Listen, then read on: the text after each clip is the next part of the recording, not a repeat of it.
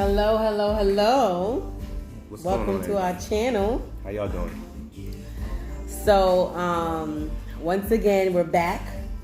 And of course, it takes a long time for us to make these videos. But, you know, we have a passion to do it. We just have to get the time and the space and the energy to give you guys what we think. Content. The content is, yes. Mm-hmm. We have a list of things that we want to talk to you guys about. And we just have to get it, you know, in a good place where you guys can count on us to give you what you want to see and what we want to talk about. First and foremost, happy Ujamaa, the fourth day of Kwanzaa. Yes.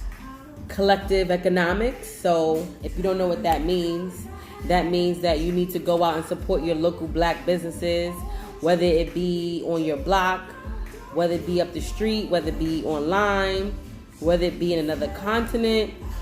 Make sure that you are circulating those black dollars and making it turn within our community at least 8 to 9 times. That's right. And that's not always easy to do. It should be something that you do every day. Yeah.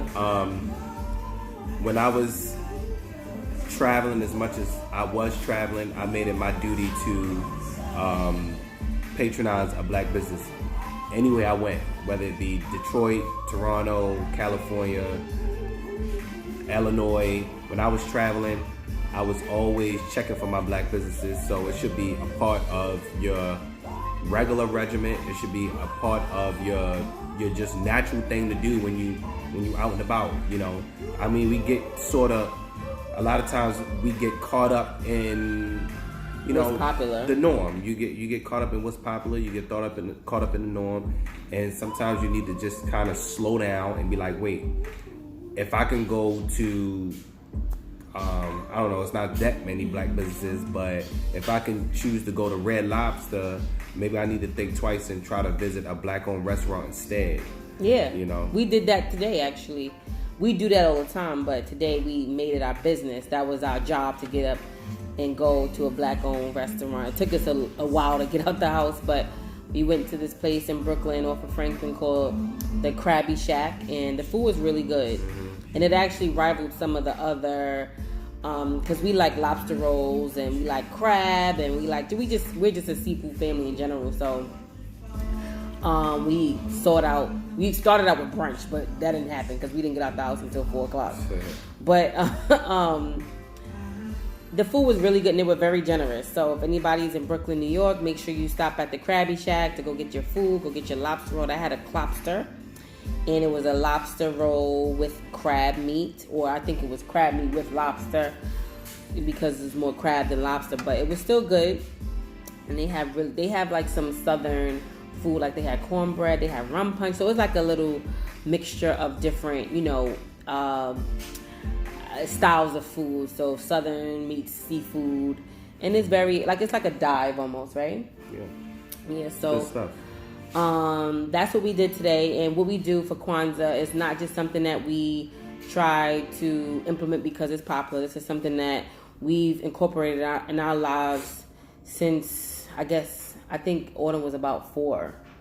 So like 6 years now we've been celebrating it. And it hasn't been easy because when I started celebrating it, people didn't really take to it. They were like, what are you doing? Or, are you African? That was such an ignorant response to that, but they didn't realize the significance of it. It's not about a nationality. It's not about, you know, what your skin color or your race is. It's more so about a connection to Africa, and the principles that you celebrate within Kwanzaa is something that you should live every day. And it's nice to have a day or a few days that we can actually celebrate and call our own. You know, the Mexicans have Cinco de Mayo, Jewish have Hanukkah, white Christians have Christmas, and the list goes on and on. Why is it that, you know, sometimes black people are just so reluctant to accept something that we've created for ourselves? This is our own. Yeah. So let's embrace it. Get into it. Let's incorporate it in our daily lives. Let's pass it on down to our children. Autumn didn't have such a good response initially because, of course, she's a child. So she wanted to, Mommy, I want to celebrate Christmas. And my thing about Christmas was that I wasn't really into well, the paganistic part of Christmas. I'm not into all of that, but I also didn't. Well, I think that was the biggest thing for me was the paganistic part of it, and the notion that you have to go spend specifically for a day. I was just getting ready to say that because it's more so. I mean, the decorations is one thing. It is time consuming to decorate a tree and to put lights up and everything. But it does have memories, though. A lot of people go into heavy debt during the holidays, and that's something that we was not about to do. No. So that's the biggest thing. Yeah, I mean, it's because I don't get, I come from a family where we would go all Christmas out for is very Christmas, important. and you talk about gifts, like we had excessive gifts growing up, and so the thing about me is that it was joyous. We as kids we had so much fun. It was like, oh my God, all these toys, and so I wanted to like give that same thing, that same feeling to my daughter, as far as putting her to bed early, maybe baking some cookies the night before, putting her to bed early, getting her excited to wake up in the morning to a smorgasbord of toys all over the place. Like that was fun for us, but the reality is that it's expensive and it's stressful, and kids still wind up having the same amount of fun with one or two gifts as they would. That is true. As long as you get them the gift that they really want. They don't care about all the extra. Most of the time, you have 50 gifts, and they wind up picking 3 out of the 50 gifts. And the rest of them are staying in boxes. That's their favorite. Yeah. So, I mean, be very mindful of what you're going to get if you're going to go Christmas shopping. I think when we first started, like when Autumn was young, we would buy everybody gifts. It wasn't even just about Autumn. We would have, like, once we bought for one, we wound up having to buy for everybody. I know. And it was expensive, but we felt good doing that. And I think that's what people like, is that they feel good when they're giving gifts. But I think recently for me, when I was, when I received the information that my niece had this long list, like this long ass list, with like the iPhone 11 and all these top-notch things, I feel like the kids now, we're probably sending them the wrong message about Christmas, because it's not really about the gifts. It's more so because the gifts are just an outward expression of your love, but it's not about the gift. And I think the kids, they don't always see that it's not about the gift. They think Christmas is about, they can fuck up all year and then still want to get a gift, and parents feel obligated and pressured to get a gift. You love them, but at the same time, okay, there's a day, I don't know if I feel like that person deserves it, or maybe, I mean, for our child, for example, she's gifted throughout the year. We're always buying her stuff, so I don't feel like we need to up the ante just because of Christmas. We have to show that love to her, but it's throughout the year. But it is fun. No, I get it. They don't want to take away the fun part, because everybody know the obvious. Obviously, you can buy gifts all year. We know this, but it's like this. One time of the year where you focusing on buying gifts, and you don't know what I brought you. I don't know what you brought me, but I'm looking forward to it, and I want to be shocked and surprised to be able to wake up to a gift one morning. You know what I mean, and be in the pajamas and stuff like it's just the. We've had good times. We've definitely had good times over the years where you've bought me things and I bought you things, and it was secret, and I like the Secret Santa aspect of it. I don't think that gift giving is bad. Yeah. What I'm saying is, I think that people tend to take the focus away from, because it's really supposed to be about love and family and spreading joy, and for me, it's more so about making memories. Like, I like taking my kids, like, especially with Kwanzaa, like, I like to, and I do this with all of the kids. If anybody knows me, I try to get my children, whether it be my birth children or my children who are, Christina's kids, Michael's kids, Tiana's kids, whoever's in my space, because I'm just like that. I'm that type of mom where I want them to experience certain things. So for me, it's not really about the gift. It's more so about the experiences that I can give them. So I don't mind taking them out to something and having them experience something where they can touch hands on and learn something. And I think over the years, that's been more important to me than the actual gift. Because that's something that they can't, you can't ever take that away. You know, you can't take away them learning about African history, you know. And I'm going to continue that tradition. Yeah. That's more important to me because I know I'm giving them a gift that's going to continue to grow with them. So in this family, we will still celebrate Christmas. Yeah, Tavon is all about celebrating Christmas. No, I'm not saying I'm all about it. What I'm saying is that I'm not going to completely erase it and do full-fledged Kwanzaa, no Christmas, because I can't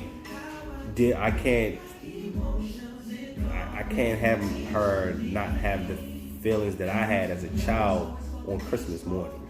But I think it's take that away from her. I think too, though. So we'll do it. We'll just moderate it and not blow it up as much as we used to, and put more meaning and emphasis on Kwanzaa the day after, because Christmas is actually the start, and then Kwanzaa could be. I mean, Christmas can be the start of the Kwanzaa. The festivities of Kwanzaa to come. Yeah. You know, get her excited about, we're going to go to a black-owned restaurant. We're going to do these arts and crafts on this day. You know, we're going to visit a museum on this. Like, it's a week-long thing. So you can make the holiday, you can make the Christmas holiday as the start of things to come. And then at the end of the week is this full-fledged. And then we have the grand feast. Grand feast. You know what I mean?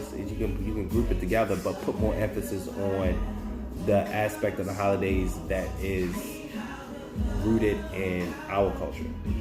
I think that's a good idea. I'm still working on, though, babe. I'm still working on. I'm not into the Christmas tree anymore. I'm not into. That's what I'm saying. That's what I'm talking about. Not blowing it all up. Yeah, I'm into this. I'm into the season. I like going to church. I like the music. You know, when Christmas time, I have the music up in my house, singing loud as I don't know what, singing all the songs. But yeah, so I guess that's what we'll do. All right. So, we didn't want to make this video specifically about Kwanzaa and Christmas, but it's the season, so we have to mention it. So again, we are definitely going to try to make these videos a little bit more excuse me, a little bit more interactive.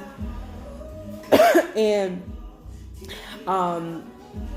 again, this is something that we've been wanting to do for a long time, and we tell you guys that every time that we have these videos, but you know, life just takes the best of us and we never get a chance to really do it. But hopefully it's something that you guys enjoy, get our point of view. This is how Tavon and I talk in the house. You know, sometimes we sit down and we just sit down and talk about so many different things, whether it be politics, religion, relationships, raising children, the list goes on. And we have very strong opinions about it, and we respect each other's opinions. So we just want to kind of share that with you guys. And this video is meant to talk about the movie Queen and Slim. Yeah. So, Queen and Slim, the quote unquote Black Bonnie and Clyde, which it completely missed the mark of that. No, missed the mark of that. I actually wasn't looking for a Black Bonnie and Clyde. You know, I don't think I ever saw that movie though. It's a cult classic. But I don't know how many people actually saw the movie. What? Bonnie and Clyde. Is it called Bonnie and Clyde? Yeah, it's old. It's like a Western. Somewhat. Please correct us if we're wrong. I've never seen Bonnie and Clyde. It's almost like a mythical thing. Like, not a myth, but it seemed like it's a cult classic type of thing where you've heard of it, but you never really watched it, but you didn't really have to watch it because you knew what it was all about. Yeah. So. And then it was glorified by Jay-Z and Beyonce. Mm-hmm. So that kind of like came back into the minds of the younger generation. Oh, I think Avery did something to that table there. But anyway, so give me your take on the movie, Tavon. Okay, I was excited to see the movie, but I was very amped up to see what the outcome was going to be, but it slowly bored me. I mean, it was a high in the beginning, and then as I as the movie went on, I started to say to myself, like, this movie is not what I thought it was going to be. It was more like a love story for me, and it kind of deceived me in a sense, because I thought that Queen and Slim was going to be a little bit more witty in their escape from the law. Like, I didn't want to see a bang bang shoot 'em up movie, but I did want to see the intelligence of the two characters to kind of elude police in a more intellectual type of way, using their smarts and things of that nature to escape the law. I was very disappointed in the ending. We're not going to get into the ending just yet, but it just wasn't what I thought it was. It really was a love story. It was a love story, and you felt some compassion for the two characters.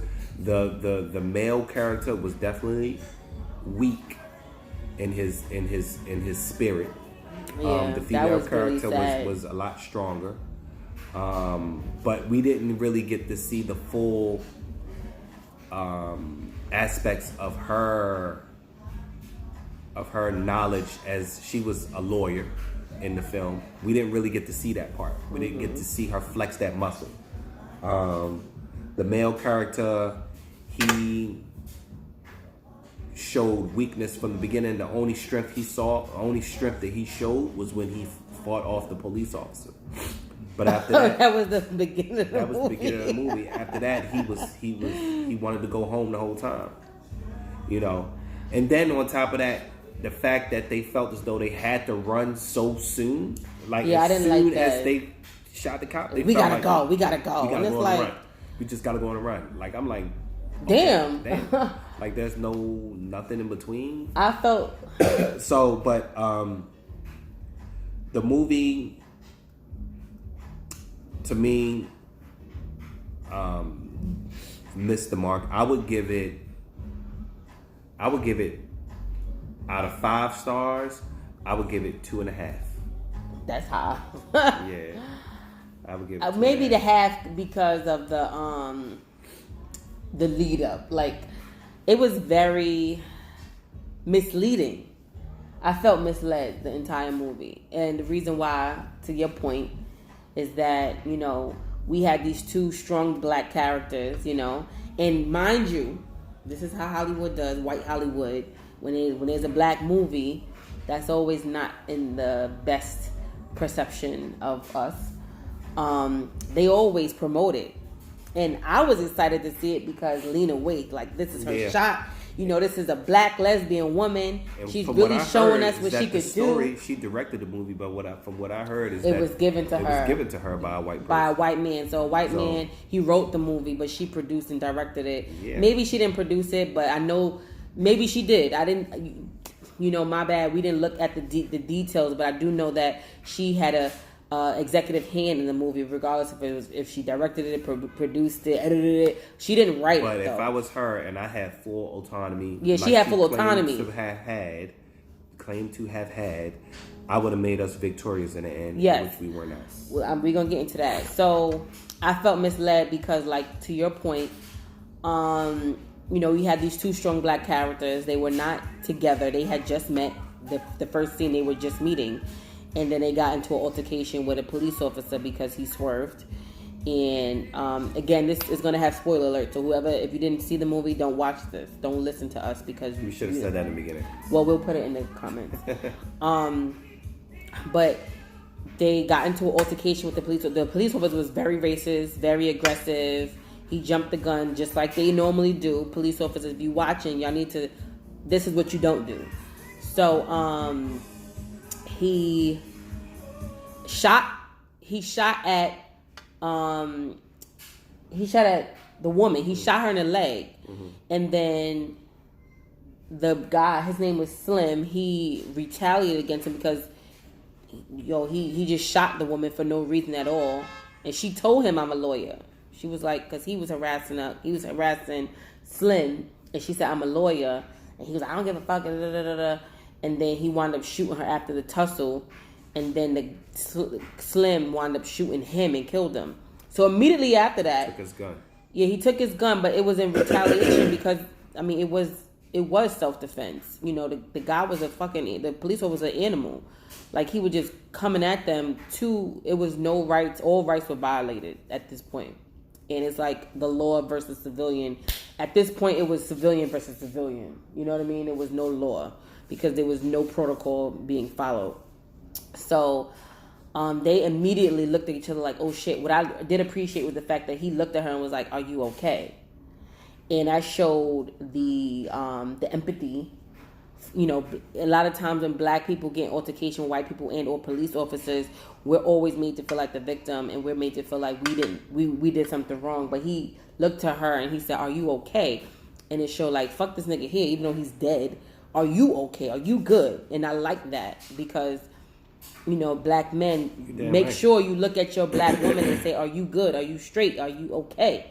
So he did that, and then, but right after that, they was like, "Oh, we gotta go," because you know the man is sitting there dead.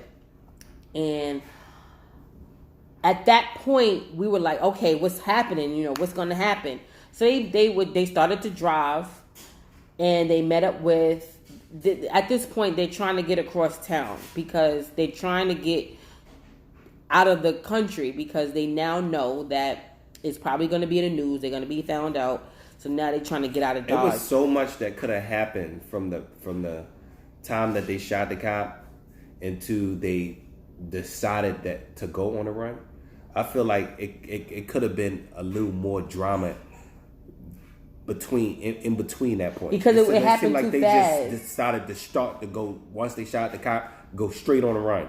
Yeah. Which that's not, you know, even in reality, like when you in the hood and you shoot somebody, you don't go straight on the run right away. I mean, you may go into hiding. You may... It's a thought process. Yeah, or you may confide in your closest family members and they may try to hide you or something like that. It's other things that happen before you just end up having to go and on the run. fact that she was a lawyer made me feel like, okay, where's the validity in her being a lawyer? Because she knows the rights. You know, she knows what she is legally able to do. So the fact that she just immediately... Because I think it was her idea.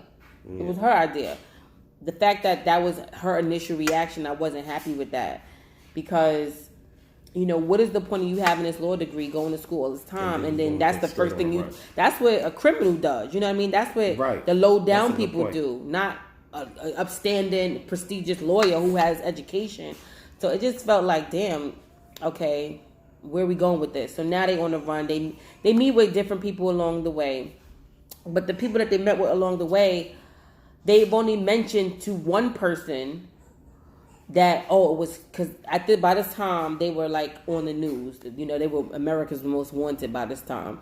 And then they met this guy, the black guy, they ran him over. And then they wound up having to take him to the hospital. But in the transport of him going to the hospital, who they run over? The black guy. For what? Remember they stopped at the store and then the little boy, it was his dad. Maybe that was he probably went to go get a drink because he went to this movie theater to get drinks and stuff.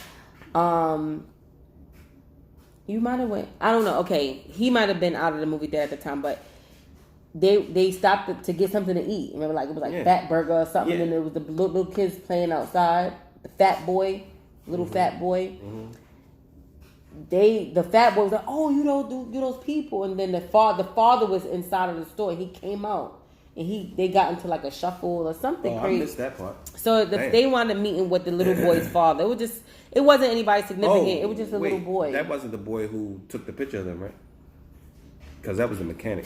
Yeah, that was a mechanic. No, it was. Damn, I missed that. They went to to get something to eat, and then it was a little boy and his dad, and then they wound up something happened with the dad, and they wound up running him over or something. Remember when they was in there and they was talking to the white boy and he was asking for his gun? That wasn't that part, right?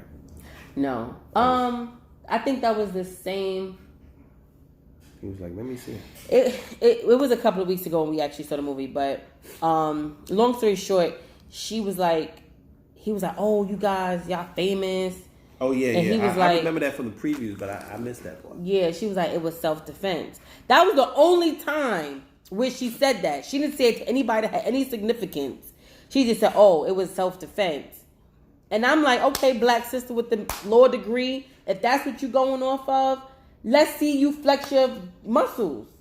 And that's where Lena Waithe, among other things, missed the mark, because you don't have the strong black character be in the American law system and not be able to use it to the advantage of the victim. You know, they were victims in this case. They were hunted down, harassed, and she was shot in her freaking leg. She didn't do anything. She was a victim. And they just disregarded that. I mean, she was hopping on one leg the whole damn movie, remember? Yeah. So it's like, how could you see this and not show that she was indeed a victim? So, long story short, they get all the way to the end. They try to get to Cuba, and once they were on the runway headed to the plane, and they made it all the way there without any police interaction. Well, before they get there, you know, a friend of a friend hooked them up with somebody who could take them to the plane, but then that particular person knew somebody else who actually had the plane. So it's like, I know somebody that knows somebody that knows somebody who has a plane that can get you where you need to go. But in that type of situation, you can't trust nobody. And lo and behold, that wound up being the motherfucker. Your brother wound up diming you out for a reward. Yeah, there was a hit out on that. I mean, there was a reward for them. And you know, you can't even trust your own.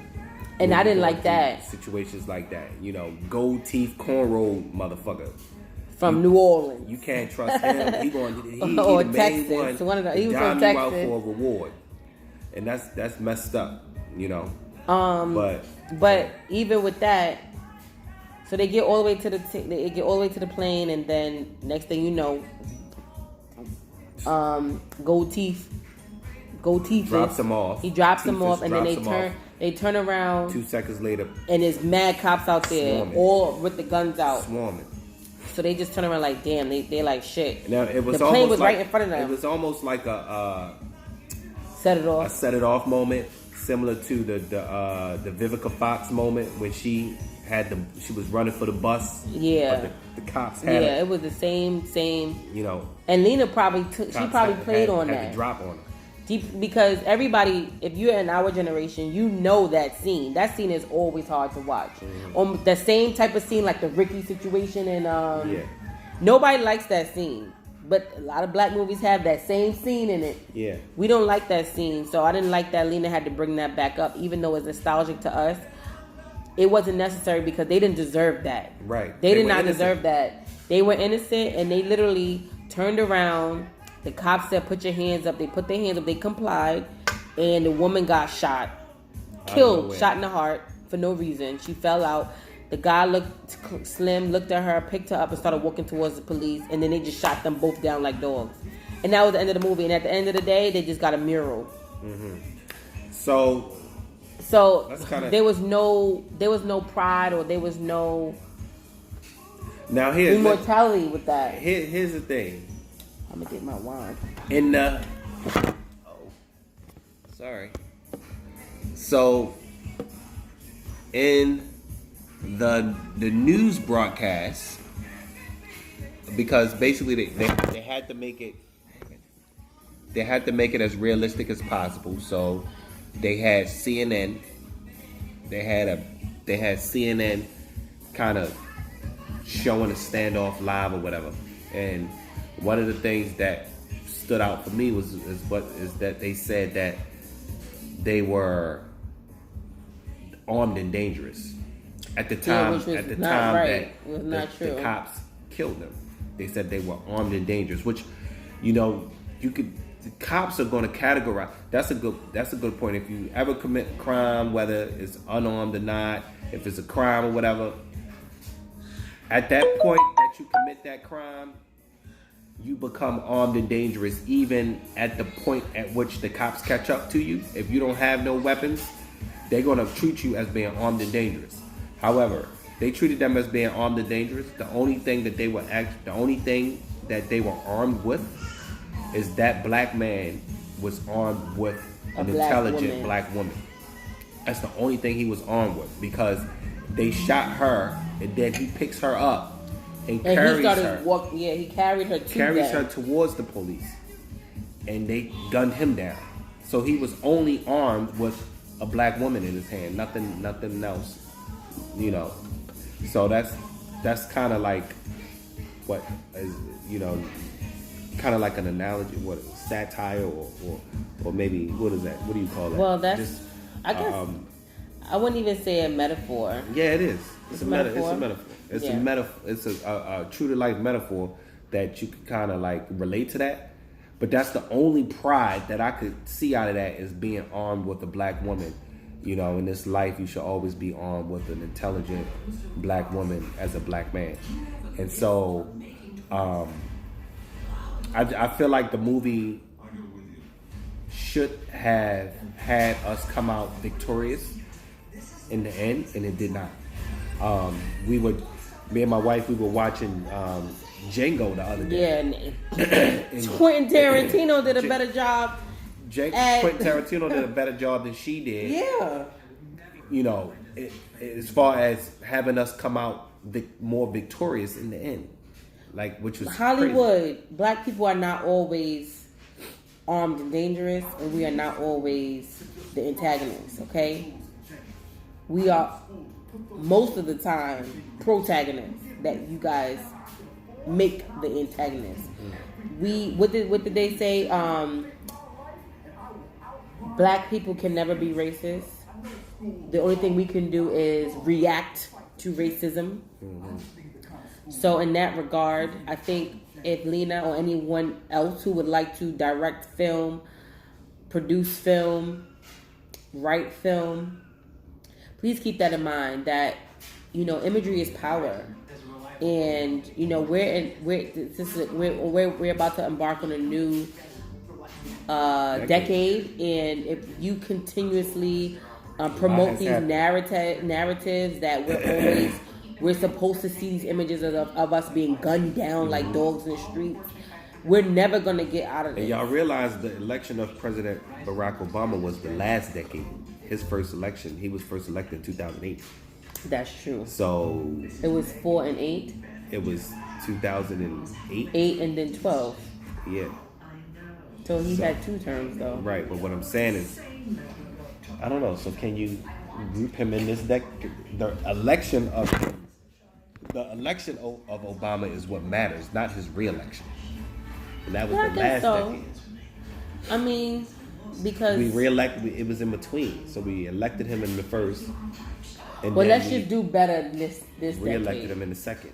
Let's just do better this decade. I think Marsai Martin, she's starting to produce movies now. The young girl, I think she's about 14. The one who's in Blackish. No, I'm just saying 14. That. No, but what I'm saying is she has a voice. And, you know, she's going to be, this is the future. I can see her being thorough because she don't play games in no show. Diane. Diane. We watch Blackish. I mean, we like that show. She's thorough, so I could see her being that same way in real life because she seems like she's very thorough. Hopefully. So we hope that you guys enjoyed this. It's 33 minutes. We didn't want to make it too long, but you know, it is what it is. So people who are interested have maybe a half an hour to sit and talk to us. Talk with us, listen to us. And we apologize for the phone dropping. It dropped like 3 times, but that's all right. Hey, these videos are going to get more technical and more advanced as time goes on. So this is just the beginning. And so like, subscribe, like, subscribe, tune in, comment. Very entertaining as time goes on. And we want to hear from you too. So we will respond to your messages. We're gonna upload this to Facebook. And then obviously leave it on the YouTube space. And, you know, this is something that we just enjoy doing. We really enjoy talking to each other, like I said earlier. And we just kind of wanted to share that with you all. So, all right. Have a good night. Peace out.